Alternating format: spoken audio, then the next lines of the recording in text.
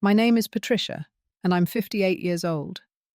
Sewing has been my passion since my grandmother first placed a needle in my hand when I was just a little girl. When my daughter Madeline announced her engagement to James Thompson from the wealthy Thompson family, I offered to make her wedding dress as my gift. She seemed touched and accepted.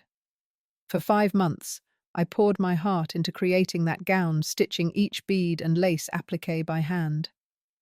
Then, on the day before the wedding, I walked into the bridal suite and overheard my daughter say something that shattered my heart into 1,000 pieces. Before I tell you what happened next, hit that subscribe button and let me know where you're watching from. You won't believe how this wedding drama unfolded. I've always believed that the things we create with our hands carry pieces of our souls. That's what my grandmother taught me when she first showed me how to thread a needle at age 8. Those early lessons became my lifeline after my husband Mark died in a construction accident 20 years ago, leaving me to raise our 9-year-old daughter Madeline alone. In those difficult days after the funeral, when the casseroles stopped coming and the phone calls dwindled, I found myself at my sewing machine late at night. The steady rhythm of stitches helped quiet my mind when grief threatened to overwhelm me. What began as therapy soon became our livelihood. I started taking small sewing jobs, hemming pants, repairing zippers, altering bridesmaid dresses. Within a year, I had enough clients to rent a small space downtown and open Patricia's Custom Sewing. Madeline practically grew up in that shop. She'd do homework at the cutting table after school, sometimes falling asleep to the hum of my sewing machine. Weekends were our special time. We'd visit fabric stores together, her little fingers running over bolts of silk and velvet, with the same reverence I felt. By 13, she could thread an industrial machine and had sewn her first skirt. I thought we'd always share this connection. High school graduation came, and Madeline was accepted to a prestigious university 3 states away. I was so proud, even as I worried about affording tuition. I worked longer hours, took on wedding dress alterations that paid better, and somehow we managed. During her freshman year, she'd call weekly, eager to share stories about her classes and new friends. But as semesters passed, those calls grew shorter and less frequent. When Madeline came home after college, I hardly recognized my daughter. Her wardrobe was filled with designer labels I couldn't pronounce. Her speech was peppered with references to exclusive places she'd visited with new friends. She'd secured a job at a high-profile marketing firm in the city, and soon moved into a sleek apartment building with amenities I could never afford to offer her. I told myself this was good, that every mother wants her child to have more than she did. But the distance growing between us felt like more than just different zip codes. Then came James Thompson. Madeline mentioned him casually at first, a client she'd met through work. Their first date was at a restaurant where the menu had no prices listed. Within 6 months, she was wearing an engagement ring with a diamond so large it made her hand look small. The engagement dinner was held at Le Chateau, the most expensive restaurant in town. I wore my best dress, one I'd sewn myself years ago for a client who changed her mind and never paid the balance. I felt out of place among the Thompsons with their easy conversation about summer homes and investment portfolios. "Mum," Madeline said, touching my arm as dessert was served, "I was hoping you might make my wedding dress." I nearly dropped my fork. "Really? You want me to make it?" She nodded, and for a moment she looked like my little girl again. "Nobody knows what I like better than you, and it would be special, something no one else would have." My heart swelled. This was my chance to contribute something meaningful to her new life, something that couldn't be bought with the Thompsons' money. "I'd be honored," I said, already mentally sketching designs. That night I couldn't sleep from excitement. I pulled out my sketch pad and began drawing. I envisioned a classic silhouette that would highlight Madeline's slender frame with delicate beadwork, inspired by my grandmother's wedding dress. I wanted to create something timeless that she might someday pass down to a daughter of her own. The next morning, Madeline came for breakfast, something she rarely did anymore. We sat at my kitchen table, poring over bridal magazines, circling elements she liked, discussing fabrics and trims. She wanted pearl beading and Alençon lace, both expensive but worth every penny for my only daughter. She spoke of a cathedral train and a sweetheart neckline. For those few hours, it felt like we'd bridged the growing gap between us. "This means everything to me," I told her as she was leaving. She hugged me quickly. "Thanks, Mum. I know it'll be beautiful." I held on to that moment of connection, that small piece of my daughter that still valued what I could create with my hands. Little did I know how quickly that hope would unravel. The first sign that things might not go smoothly came a week later. Madeline called to tell me that James's mother, Victoria Thompson, had assembled a wedding planning committee. "She's hired the best wedding planner in the city," Madeline explained, her voice brimming with excitement. "Bianca does all the society weddings. She even planned that celebrity wedding at the Botanical Gardens last year." "That sounds expensive," I ventured carefully. "James's parents are covering most costs," she replied dismissively. "They want to make sure everything is perfect." "And what would you like? It's your wedding after all." A pause. "Well, obviously I want it to be perfect too, Mum." I swallowed my concerns. "Of course. What can I do to help with the planning?" "Oh, you're already doing the dress. That's plenty." Her tone suggested I should be grateful for this much involvement. I was invited to one planning meeting at the Thompson estate, a sprawling mansion with manicured gardens and a view of the lake. The dining room table was covered with sample invitations, colour swatches, and flower arrangements. Victoria Thompson sat at the head, directing the conversation like an orchestra conductor. When I suggested a local florist who had done beautiful work for several of my clients' weddings, Victoria barely glanced my way. "We've already secured Pierre," she said, naming a florist whose arrangements appeared in luxury magazines. "He rarely does private events anymore, but he made an exception for us." Throughout the meeting, my input was politely acknowledged, then swiftly dismissed.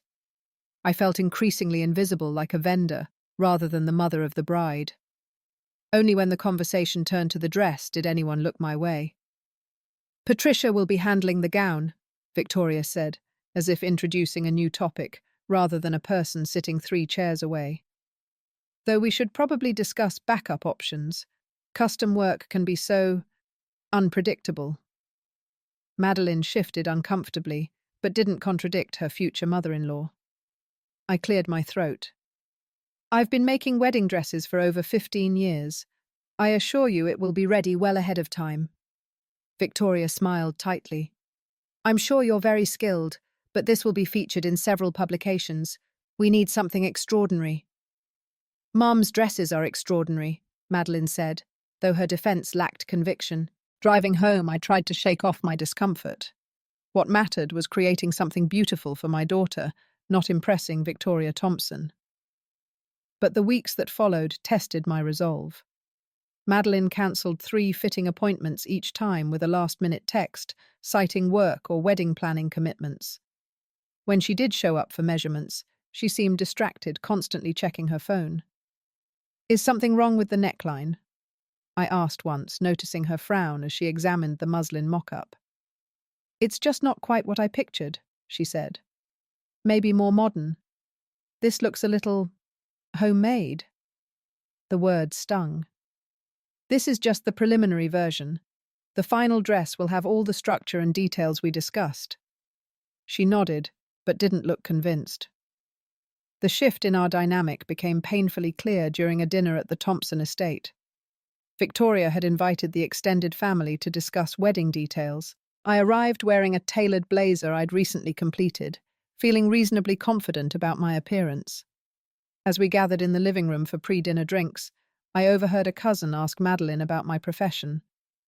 "My mum, she, works in alterations," Madeline said, noticeably lowering her voice. "Small business owner. Not, she's an artist with fabric, or she creates custom gowns, or any of the proud descriptions she used to share. Just alterations, as if I spent my days merely hemming pants." Later, when I mentioned my shop, Victoria asked, "And you find that fulfilling working with your hands all day?" The question carried the weight of judgment, as though manual labour was something to be pitied rather than respected. Madeline jumped in before I could respond. "Mum's talking about semi-retirement anyway. Aren't you, Mum?" I wasn't. My business was the most stable it had been in years, but I simply nodded, swallowing my correction along with my pride. That night I couldn't sleep. I sat at my kitchen table with a cup of tea, wondering when my daughter had become ashamed of me. I thought of cancelling the dress project altogether, saving us both the pretense that my contribution mattered to her new life. But in the morning I returned to my sewing room and ran my hands over the Italian silk I'd purchased for her gown. Despite everything creating this dress was the one connection I still had to my daughter's wedding.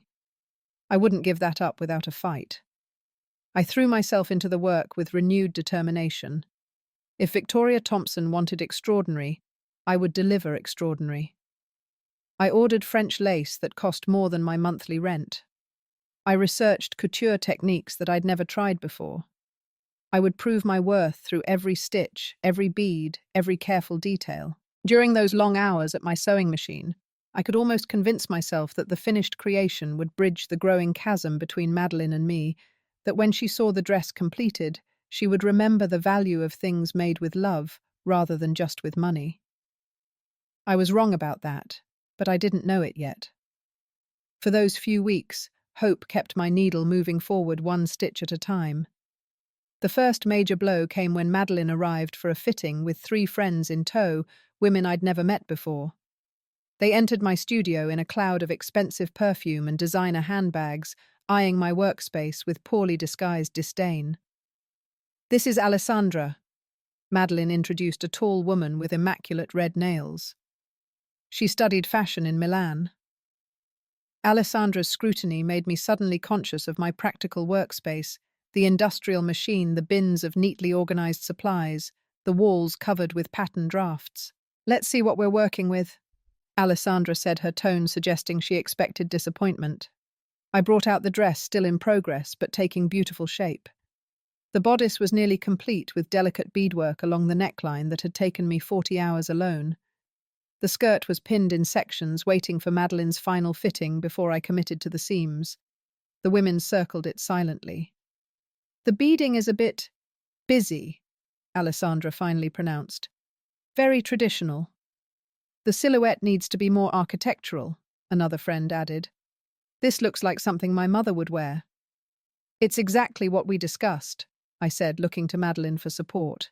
She avoided my eyes. "I think they're right, Mum. Fashion has moved on from this style. Could we maybe streamline it? Make it more modern?" I had already purchased all the materials, already invested countless hours in the current design, the design she had approved. Changing direction now would mean starting almost from scratch with the wedding just 2 months away. "I can make some adjustments," I said carefully. "But complete redesign would be challenging with our timeline." "If it's too much for you, we can understand," Alessandra said with false sympathy. "There's no shame in admitting when something is beyond your capabilities." The implication was clear. They didn't believe I could create something worthy of Madeline's wedding. "I didn't say it was beyond my capabilities," I replied, my voice steady, despite the hurt building in my chest. "I said it would be challenging with our timeline." Madeline looked uncomfortable. "Just do what you can, Mum. Maybe incorporate some of their suggestions, I trust you." But her words rang hollow as her friends continued to critique every element of my design. By the time they left, I felt deflated and uncertain. The dress that had seemed so perfect now looked flawed through their critical eyes. I spent that night redesigning, trying to integrate their suggestions, while maintaining some integrity in my original vision. I ordered new materials I couldn't really afford, and cancelled a week's worth of client appointments to make time for the changes. As the wedding date approached, Madeline's absence became more pronounced. Not just physical absence from fittings, but emotional distance that grew with each interaction. She was busy with showers and parties to which I wasn't invited, events hosted by the Thompsons and their social circle where a dressmaker mother might not quite fit. My sister Anne noticed the toll it was taking when she visited one Sunday. "You look exhausted, Tricia," she said, using the nickname from our childhood. "When was the last time you slept a full night?" I waved away her concern. "I'll sleep after the wedding. This dress needs to be perfect." Anne picked up a photo of Madeline that sat on my work table, her college graduation, one of the last times we'd seemed truly connected. "You know," Anne said carefully, "you don't have to kill yourself over this dress. If Madeline doesn't appreciate—" "She will," I interrupted. "Once she sees the finished product, she'll understand what went into it." Anne gave me a look that said she wasn't convinced, but she dropped the subject. The next blow came unexpectedly. I developed an eye infection from the long hours of detailed beadwork, requiring a trip to the doctor and a temporary halt to my sewing. The delay panicked me. I still had so much work to do, and the wedding was approaching quickly. When I called Madeline to explain the setback, her response was cool. "Well, that's concerning," she said. "Victoria was just saying we should have a backup plan. Maybe I should look at some designer options just in case." "That won't be necessary," I assured her, blinking against the pain in my infected eye. "I'll make up the time. The dress will be ready." 2 days later, still working with one eye partially closed, I received a text from my friend Donna, who worked at an upscale bridal salon in the city. "Thought you should know," her message read. "Your daughter was in today trying on Vera Wang gowns. Said something about a backup plan." I stared at the message until the words blurred. This wasn't just about having a backup plan. This was Madeline actively seeking an alternative to my dress one, with a prestigious label attached. When confronted, Madeline was defensive. "It was just research," she claimed. "I wanted to see the construction techniques up close." "You could have asked me to show you those techniques," I pointed out. "It's not the same, Mom. These are designer gowns." "And what am I?" "You know what I mean," she said with a sigh. "You're talented, but you're not, not what? Not famous. Not someone whose name impresses people." The honesty hurt more than her previous evasions. "Is that what matters to you now, impressing people?"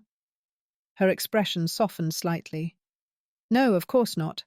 I'm just stressed about everything being perfect." She touched my arm. "I'm sorry about the Vera Wang thing. I promise I'm wearing your dress. It'll be beautiful." I wanted to believe her, so I did. I doubled down on my efforts, working through pain and exhaustion. I began setting an alarm for 3 in the morning, working until my regular clients arrived at 9, then resuming after they left until I couldn't keep my eyes open. My back developed a persistent ache from hunching over the intricate beadwork. My fingers grew calloused and sometimes bled when I pushed needles through the layers of fabric. But with each stitch, I told myself it was worth it. This dress was my last chance to be truly part of my daughter's new life. Victoria Thompson made her displeasure known during our final encounter before the wedding. She arrived unannounced at my studio, dressed impeccably in a designer suit that probably cost more than my monthly income. "I just wanted to check on progress," she said, glancing around my workspace with barely concealed judgment. I showed her the nearly completed dress, pointing out the hand-sewn lace appliques and crystal beading. Any professional would recognize the quality of the workmanship, the hours of skilled labor evident in every detail. Victoria examined it silently, her manicured finger tracing over a seam. "It's very quaint," she finally said. "But is it really editorial quality?" "The wedding will be featured in several publications." "It's couture quality," I replied, struggling to keep my voice even. "Every element is handcrafted." "Yes, but handcrafted by whom? These publications expect recognizable names." "It will be recognizable as my work," I said, "and more importantly, as a dress made with love for my daughter." Victoria smiled thinly. "Love is wonderful, Patricia, but sometimes love means knowing when to step aside for what's best." She left me with those words ringing in my ears and a business card for a real designer who might be able to create something suitable on short notice. I didn't call the number. Instead, I worked through the night completing the final details of Madeline's dress.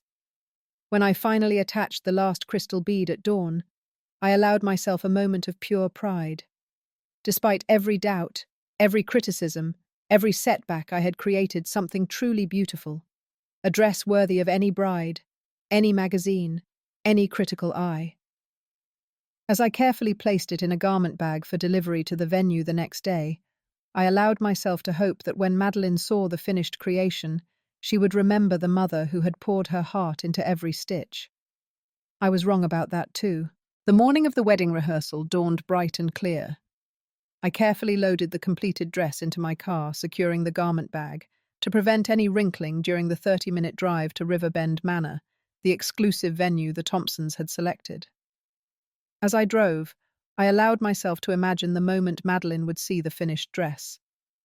In my mind, her eyes would widen with wonder, perhaps fill with tears.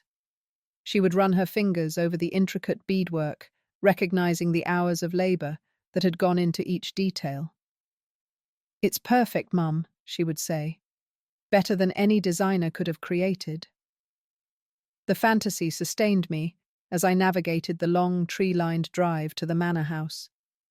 The sprawling estate was buzzing with activity florists, arranging elaborate displays, staff setting up chairs for the ceremony caterers unloading equipment. I felt a flutter of pride knowing my daughter would be married in such a beautiful setting. I carefully removed the garment bag from my car, holding it as delicately as if it contained spun glass. In many ways, it was more fragile, hundreds of hours of work and love wrapped in silk and lace. A young coordinator with a clipboard directed me to the bridal suite located in the east wing of the manor. "The bridesmaids are already getting set up in there," she informed me. "Ms. Thompson, the younger Miss Thompson, should be arriving any minute." I thanked her and made my way through the grand hallways past oil paintings and antique furnishings that whispered of old money and established privilege, a world so different from the one in which I'd raised Madeline. As I approached the bridal suite, I heard voices and laughter spilling through the partially open door. I slowed my pace, suddenly nervous about interrupting. That's when I heard my daughter's voice, clear and cutting. "If Mum asks, just tell her it doesn't fit," Madeline was saying, her tone dismissive. "It looks like something from a thrift store. Can you believe she thought that would be good enough for me to wear in front of all these people, in front of James's family?" Laughter followed, the kind of mean-spirited laughter that belongs in high school hallways, not among grown women on a wedding day. "What will you actually wear?" someone asked. "The Vera Wang is being delivered at 3. I've already arranged everything with the photographer to make sure Mum doesn't find out until after. I don't need her drama today." "But she spent months making it," another voice protested weakly. "And I spent months pretending to care," Madeline replied. "Trust me, nobody wants to see me walk down the aisle in some homemade dress. The photos would be embarrassing. Victoria would die." The words hit me like physical blows, each one stealing my breath. The room seemed to tilt around me as the truth became undeniable. My daughter was ashamed of me, ashamed of my work, ashamed of everything I represented. For a moment I couldn't move. My hands clutched the garment bag so tightly my knuckles turned white. The dress inside suddenly felt heavy with all the wasted hours, all the misplaced hope, all the love that apparently meant nothing. I thought of turning around, of walking out of that beautiful manor and driving away with my shameful thrift store creation. No one had seen me yet.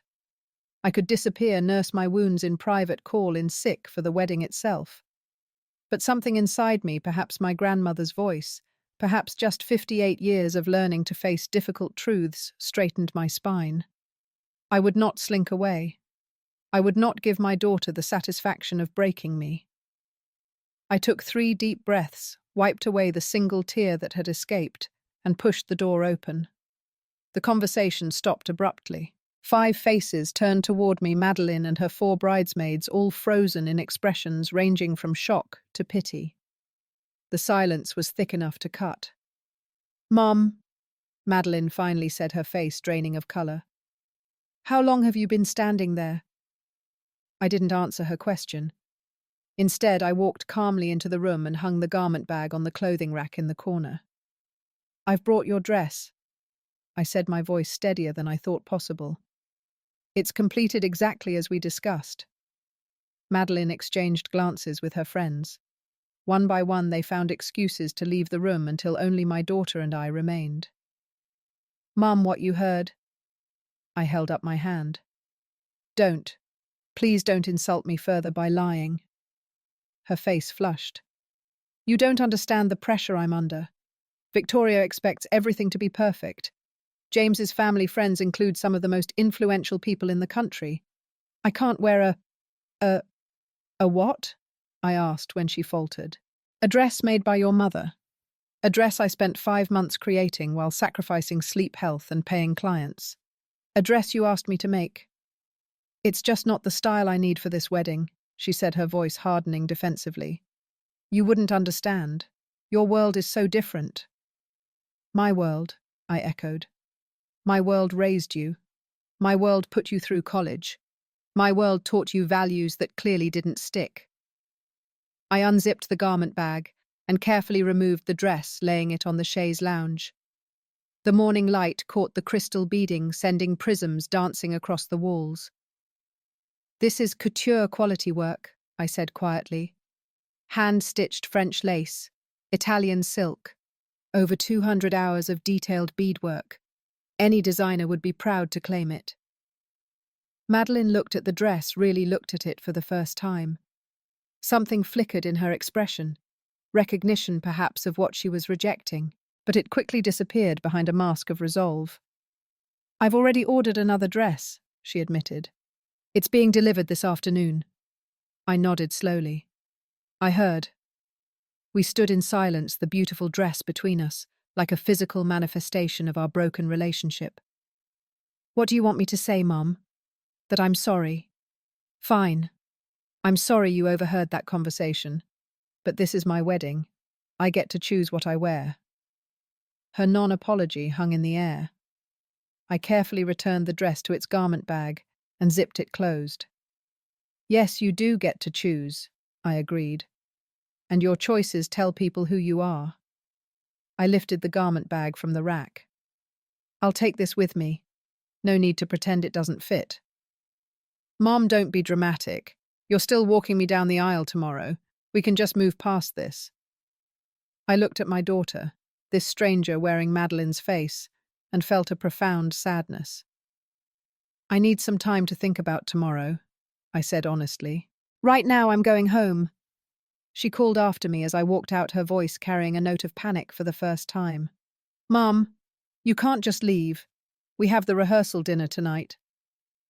But I kept walking down the grand hallway past the coordinator, who gave me a curious look through the ornate entry doors and into the bright morning sunshine. Only when I was safely in my car, dress carefully laid across the back seat, did I allow myself to feel the full force of what had just happened. I cried all the way home for the daughter I thought I knew, for the relationship I believed we had, for the beautiful dress that would never serve its purpose. But mostly I cried for myself, and the painful recognition that in trying so hard to remain part of Madeline's life, I had lost something essential, my own dignity. I arrived home in a daze, moving on autopilot. I carefully carried the dress inside and placed it on the mannequin in my sewing room. The familiar space that had always been my sanctuary now felt like a monument to my failure, not as a seamstress, but as a mother. I stood there for a long moment staring at the dress. It really was beautiful. The sweetheart neckline framed with delicate Alençon lace.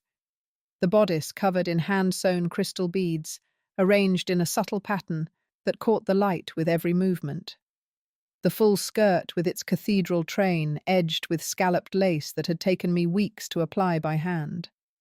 It was the finest work I had ever created, and it meant nothing. The realization broke something inside me. I sank to the floor beside the mannequin, my body shaking with sobs that seemed to come from the deepest part of my soul. All the sleepless nights, the physical pain, the financial strain, all for a daughter who was embarrassed by me, who considered my life's work something to be hidden away like a shameful secret. I don't know how long I sat there. Long enough for the sunlight to shift across the floor. Long enough for my legs to grow numb and my tears to dry up, leaving nothing but hollow exhaustion in their wake.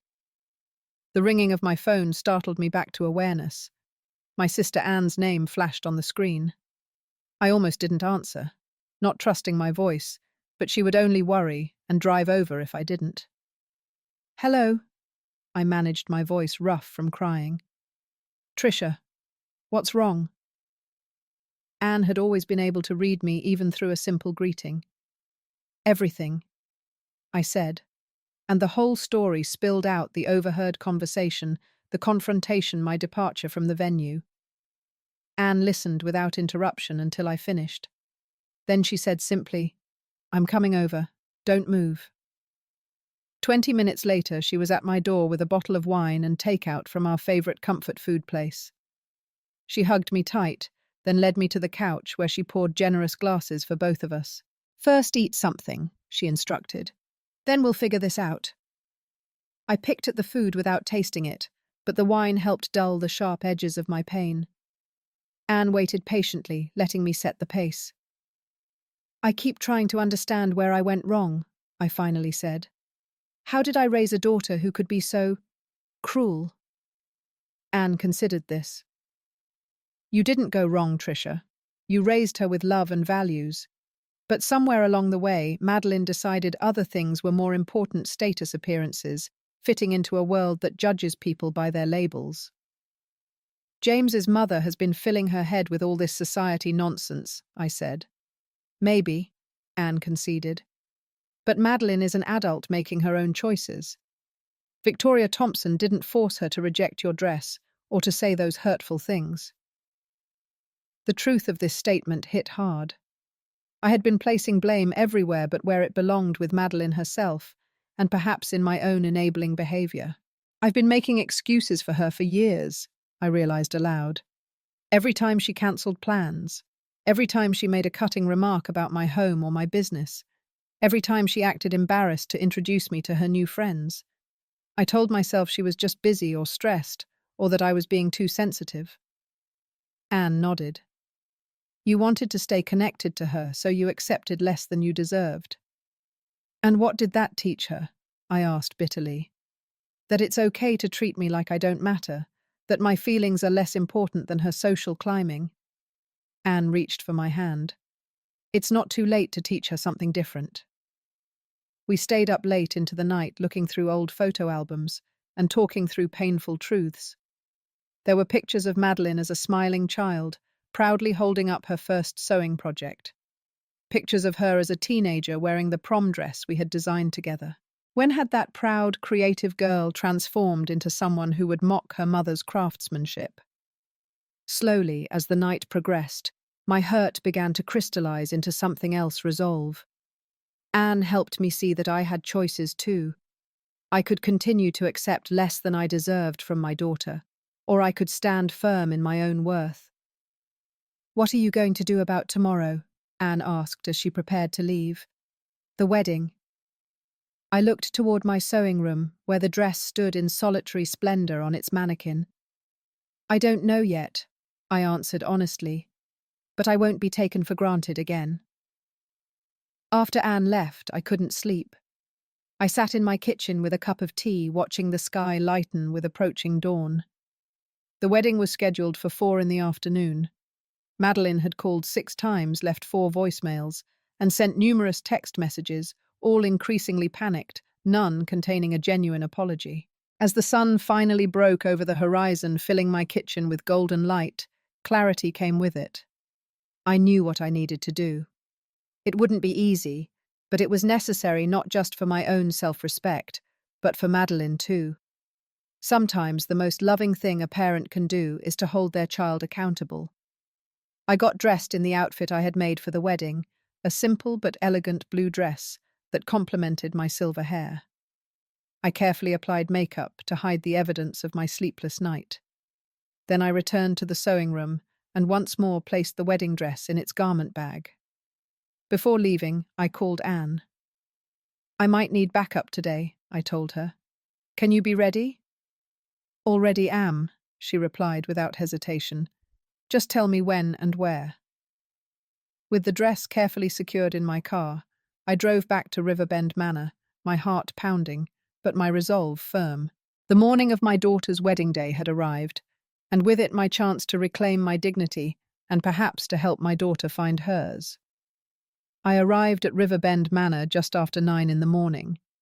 The venue was already bustling with activity florists, arranging elaborate centerpieces, staff setting up chairs for the ceremony, sound technicians testing microphones. The wedding wasn't until 4 o'clock, but the preparations were well underway.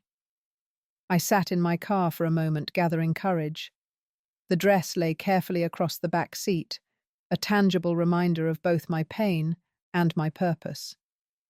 I had come not just to deliver an ultimatum, but to offer my daughter a choice, one that would reveal her true character, for better or worse.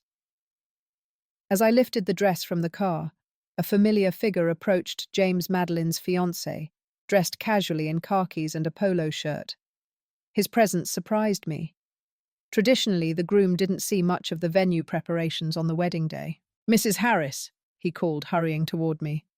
"I'm glad you're here. Madeline's been trying to reach you all night." I nodded, keeping my expression neutral. "I know. I needed some time to think." James shifted uncomfortably, glancing at the garment bag in my arms. "Is that the dress you made?" "It is." He hesitated, then said, "Look, I heard about what happened yesterday. I want you to know that I had no idea Madeline had ordered another dress.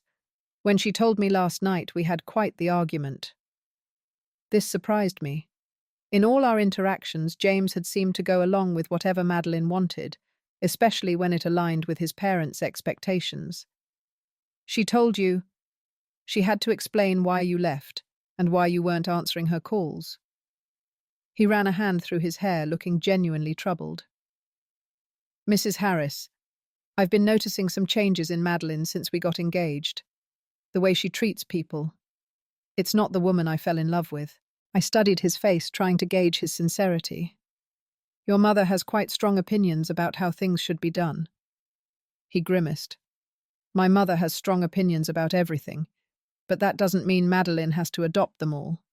The way she spoke about your dress about you." He shook his head. "It bothered me. A lot. An unexpected ally, I thought. Perhaps there was hope for their marriage after all." "I appreciate your concern, James, but this is something I need to discuss with Madeline directly." He nodded. "She's in the bridal suite. Been there since dawn, apparently couldn't sleep either." He hesitated, then added, "For what it's worth, I think what you did making her dress by hand was incredibly special. The kind of thing most people don't get to experience anymore." I felt a small warmth of appreciation. "Thank you, James." As he walked away, I took a deep breath and headed toward the bridal suite, dress in arms. This time I knocked firmly on the door before entering. Madeline opened it herself. Her face was pale and her eyes red-rimmed. She wore a silk robe, her hair in rollers in preparation for the stylist's arrival. "Mum," she breathed, relief washing over her features. "You came. I was so afraid." She broke off, noticing the garment bag. "You brought the dress." "May I come in?" I asked formally. She stepped aside, allowing me to enter. The suite was empty this morning. No bridesmaids, no laughter, no cruel words floating in the air. Just my daughter and me, and the weight of unspoken truths between us. I laid the dress carefully across a chaise lounge and turned to face her. "We need to talk, Madeline." She nodded, wringing her hands. "Mom, about yesterday I can explain. I was just stressed and saying things I didn't mean. You know how weddings are, everyone gets a little crazy." "Is that what you think this is about, wedding stress?" I kept my voice calm, though it took effort. "This isn't about one comment made under pressure. This is about how you've been treating me and viewing me for years now." Her expression turned defensive. "That's not fair. I've always respected you." "Have you? Let's look at the evidence." I gestured around the lavish suite. "You've excluded me from most of the wedding planning. You've cancelled countless fittings for the dress you asked me to make. You've made it clear to James's family that my profession is something to be embarrassed about, rather than proud of." "That's not—" "And then," I continued, not letting her interrupt, "when you thought I couldn't hear, you mocked the months of work I put into creating something beautiful for you. You called it a thrift store dress, and arranged to replace it behind my back. Tears welled in her eyes. "Mom, please. It's my wedding day." "Yes, it is. Which means today is a day for truth, Madeline. Before you make vows to James, I want you to look at what you've become." I unzipped the garment bag and carefully removed the dress, spreading it out for her to see in all its glory. The morning light streaming through the windows caught every crystal bead, every delicate stitch of lace. This dress represents more than fabric and thread. It represents love, the kind that stays up all night to finish a special detail, the kind that spends money it doesn't have on the finest materials, the kind that works through pain and exhaustion because someone matters that much to you. I met her eyes directly. It represents the mother you've been ashamed to claim. Madeline stared at the dress, tears now streaming down her face. "It's beautiful," she whispered.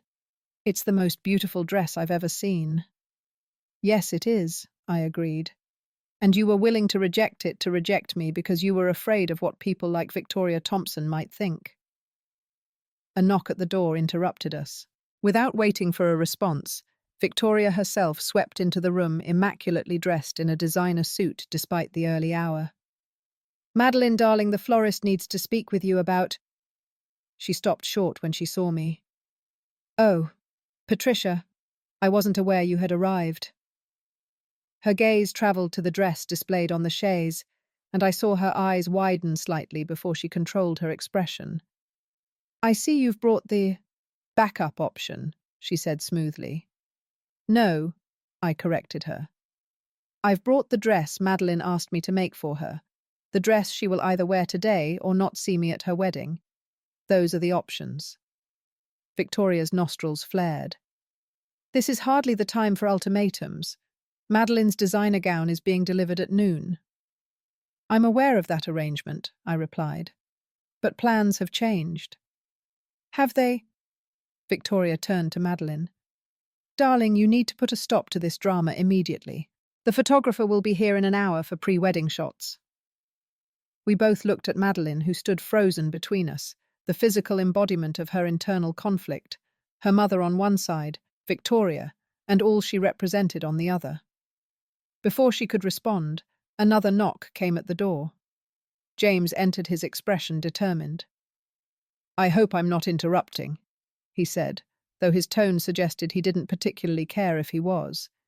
He walked directly to the dress and examined it closely. "This is exquisite work," he said, running his fingers lightly over the beadwork. "My grandmother had a dress with similar detailing. She used to tell me how each bead was sewn by hand." He looked at Madeline.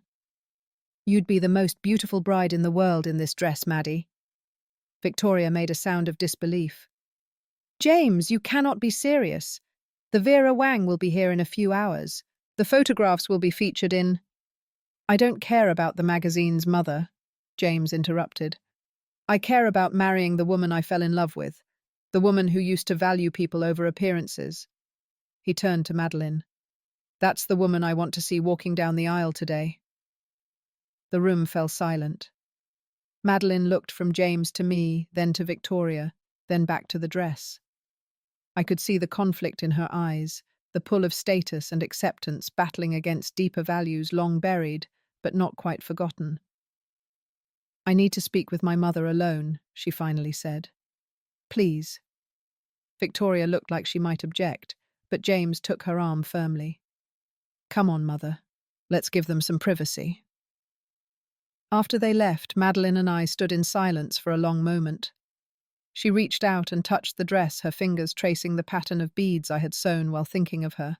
"I don't know when I started caring so much about what people like Victoria think," she said softly. "I don't even like most of their friends." "The desire to belong is powerful," I acknowledged. "We all feel it. But at what cost, Madeline? At what point do you lose yourself trying to be what others expect?" She looked at me. Really looked at me, perhaps for the first time in years. "I've been horrible to you." "Yes." I agreed, not sugarcoating the truth. "You have.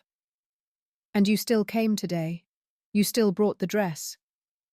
I'm your mother. That doesn't change even when you hurt me." I took her hands in mine. But being your mother also means I can't stand by and watch you become someone I didn't raise you to be. Someone who values labels over love.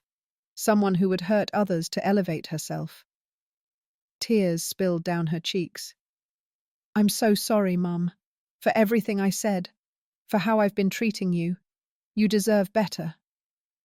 Yes, I do, I said simply. And so do you, Madeline. You deserve to be proud of who you are and where you came from, not constantly trying to hide parts of yourself to fit in. She nodded, wiping at her tears. The dress really is beautiful. More beautiful than anything in that boutique. It was made with love, I said. Nothing from a store can match that. She took a deep breath, straightening her shoulders. I want to wear your dress, Mum. Not because you're making me choose, but because I want to. Because it's special in a way nothing else could be. Relief and joy washed through me, but I kept my expression serious. Are you sure there will be no designer label to drop in conversations? A ghost of a smile touched her lips. Just my mother's name, which I should have been proudly sharing all along. I allowed myself to smile then. Well, we'd better get you into this dress. You're getting married in a few hours. As I helped Madeline prepare for her wedding, something shifted between us. The hurt wasn't gone. Such deep wounds don't heal instantly. But a door had opened to the possibility of a healthier relationship, one based on mutual respect, rather than appeasement and pretense. When she finally stood before the mirror in my completed dress, she looked like a princess from a fairy tale. But more importantly, she looked like herself, her true self, the daughter I had raised and loved. Thank you, she whispered, meeting my eyes in the reflection.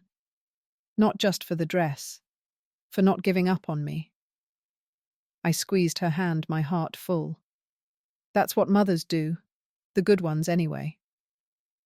And as we prepared to leave the bridal suite, I sent a quick text to my sister, crisis averted. She's wearing the dress. I'll explain later. Anne's response came immediately.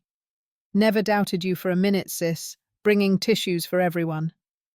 I smiled, tucking my phone away. The road ahead with Madeline wouldn't be perfect. No relationship ever is, but we had taken an important first step. Sometimes standing your ground is the most loving thing you can do. 3 months after the wedding, I sat in my sewing studio, now expanded into the spare bedroom of my home. The walls were lined with bolts of fabric, spools of thread organized by color, and sketches of new designs. In the corner, displayed on a special mannequin, stood Madeline's wedding dress, not hidden away in a box, as most wedding gowns are, but proudly exhibited as the piece of art it truly was.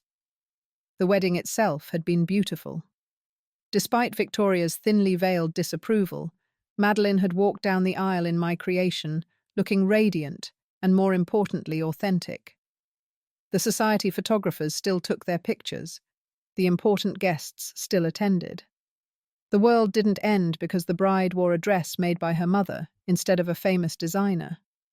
In fact, something unexpected happened. Several guests approached me during the reception, asking about the dress complementing the detailed work.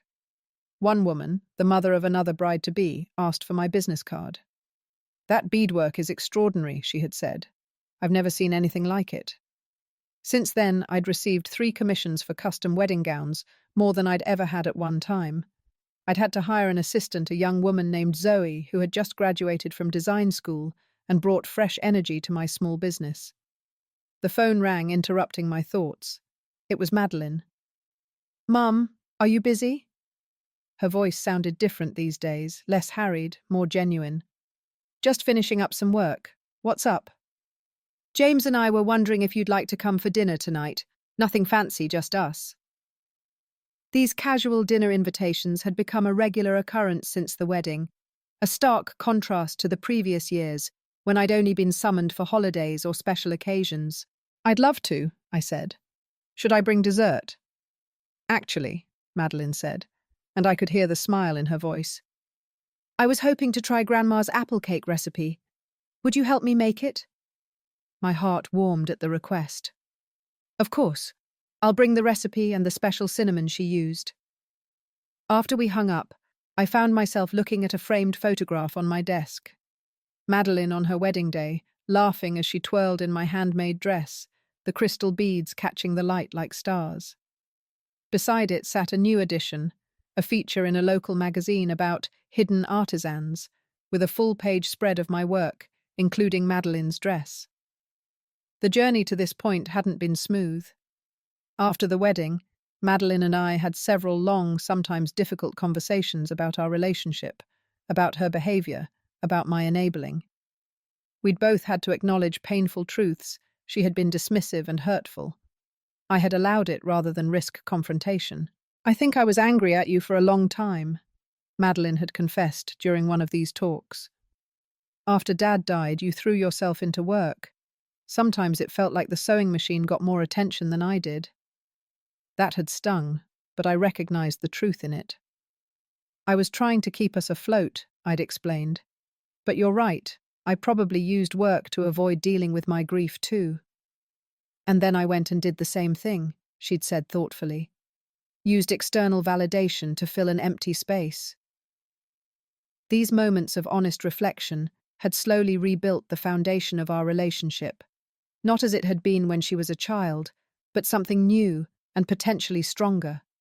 A relationship between two adult women who respected each other's strengths and acknowledged each other's flaws. James had been supportive of this healing process, sometimes gently challenging Madeline when she slipped into old patterns.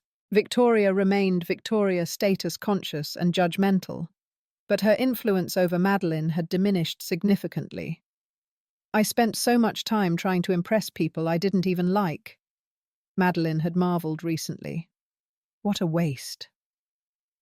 The doorbell rang, interrupting my reflections.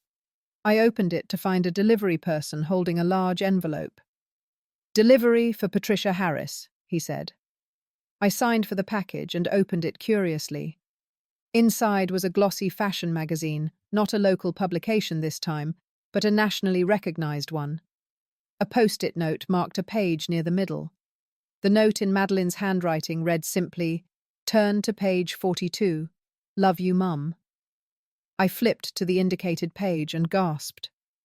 There was a full-page photograph of Madeline in my dress, part of a feature called Breaking the Designer Mold Couture Craftsmanship in Unexpected Places.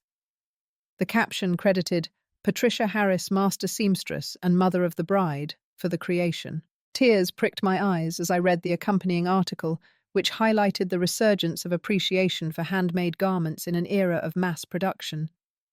My name appeared multiple times mentioned with respect alongside established designers. I immediately called Madeline. "Did you see it?" she asked excitedly, answering on the first ring. "I'm looking at it right now. How did this happen?" "One of the guests at the wedding works for the magazine. She reached out a few weeks ago asking if they could feature the dress. I hope it's okay that I said yes." "Okay, Madeline, I don't even have words," she laughed. "That's a first. Look, I know a magazine article doesn't make up for how I behaved, but I thought you should see your work appreciated the way it deserves to be." "Thank you," I said, my voice thick with emotion. "This means more than you know." "See you tonight? We can celebrate." "Absolutely." After we hung up, I returned to my sewing table, running my fingers over the fine silk I was working with for my newest commission. I thought about the long journey that had brought me to this moment, the grief of losing my husband, the struggle of raising a daughter alone, the pain of watching her pull away, and finally the courage to stand firm when it mattered most. The dress that now stood in the corner of my studio represented all of that journey. It was more than fabric and thread, more than beads and lace. It was a testament to the power of staying true to oneself, of valuing craftsmanship over labels, of choosing authentic connection over superficial acceptance. As I returned to my work, I felt a deep sense of peace. Madeline and I were building something new together, a relationship based on mutual respect and genuine appreciation. It wasn't perfect, and there would surely be challenges ahead, but we had found our way back to what mattered: the love between a mother and daughter, stronger than any social expectation, more valuable than any designer label. The wedding dress stood watching over my studio, catching the afternoon light, a beautiful reminder that sometimes the most precious things in life are those made by hand with love, one stitch at a time. Life has a way of teaching us its most important lessons when we least expect them. For me, that lesson came through a wedding dress, one that nearly tore my daughter and me apart, before bringing us back together stronger than before. The months since Madeline's wedding have been a journey of healing and rediscovery. Our relationship has changed in ways I never anticipated. We speak more honestly now, without the pretense that clouded our interactions for so long. We've established boundaries that honor both her independence and my self-respect.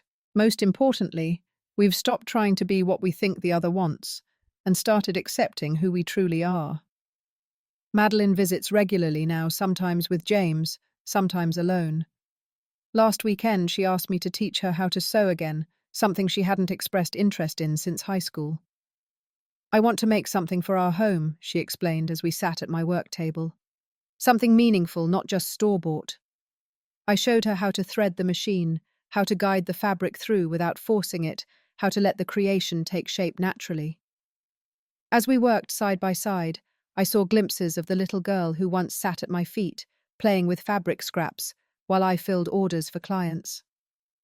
"I used to love watching you work," she said, as if reading my thoughts.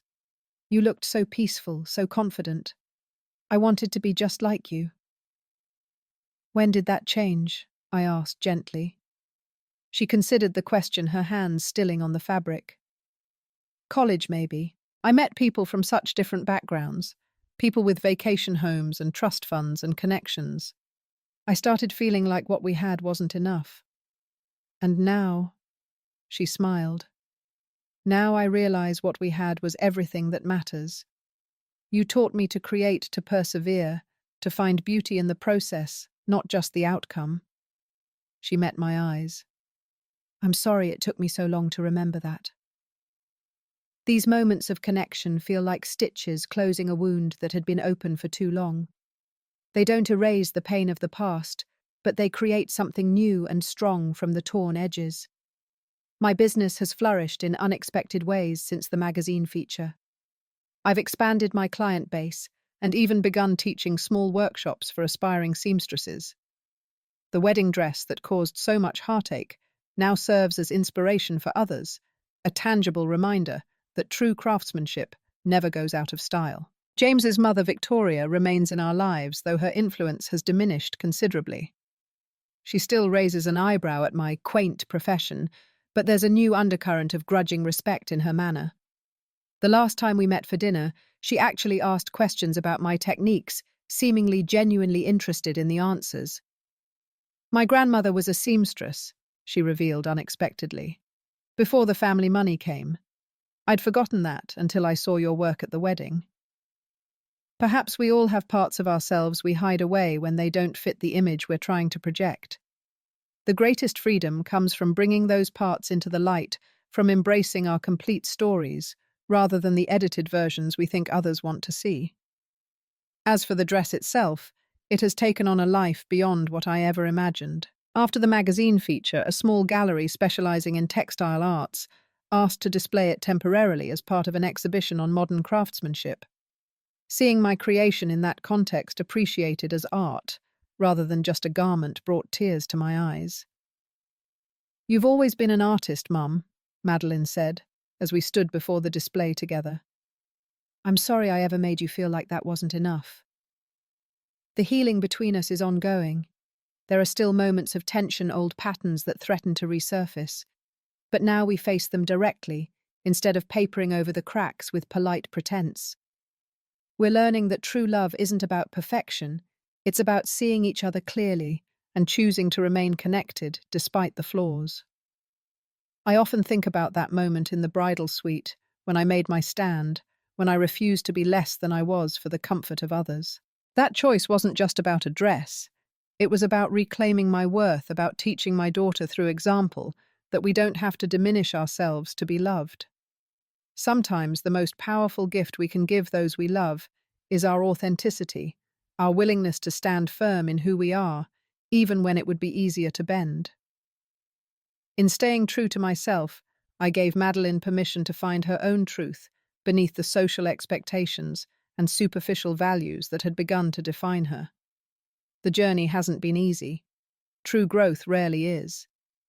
But as I sit in my studio today, surrounded by the tools of my craft and the evidence of a life lived with purpose, I feel a profound gratitude for that painful moment of reckoning. Without it, we might have continued our dance of pretense, indefinitely growing further apart, while maintaining the illusion of connection. Instead, we found our way back to what matters: the courage to be seen as we truly are, the wisdom to value substance over appearance, and the love that remains when all pretense falls away. Life continues to unfold in unexpected ways. My business is thriving. My relationship with my daughter is healing. The wedding dress that almost tore us apart now stands as a symbol of reconciliation and authenticity. What lessons have you learned from standing your ground when it mattered most? Has there been a moment when choosing your self-respect changed a relationship in your life? Share your stories in the comments below. And if this story resonated with you, please hit that subscribe button and give this video a thumbs up. Your support means everything to me as I continue sharing these personal journeys. Thank you for listening, and remember, sometimes the most loving thing we can do is honor our own worth.